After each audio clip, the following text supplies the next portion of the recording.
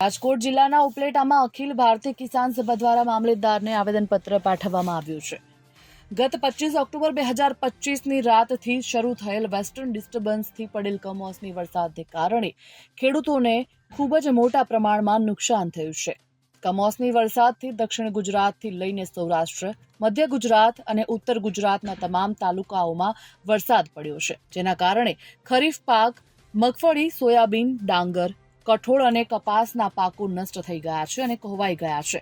ખેડૂતોએ મોંઘા બિયારણો અને મોંઘા ખર્ચ કરીને આ પાક વાવ્યો હતો, જે કમોસમી વરસાદ પડતા સંપૂર્ણપણે નાશ પામ્યો છે. આ પાકોને કમોસમી વરસાદથી ખેડૂતોની રોજીરોટી છીનવાઈ ગઈ છે અને ખેડૂતોને રાતા પાણીએ રડવાનો વારો આવ્યો છે, જેથી તાત્કાલિક સરકાર દ્વારા સર્વે કરીને ખેતીની નુકસાનીનો અંદાજ મેળવી રાજ્ય સરકાર દ્વારા તેમજ કેન્દ્ર સરકાર દ્વારા ખેડૂતોને આર્થિક સહાય પેકેજ જાહેર કરવામાં આવે તેવી ખેડૂતો દ્વારા માંગ કરવામાં આવી છે. Bureau report, Gujarat 5 news.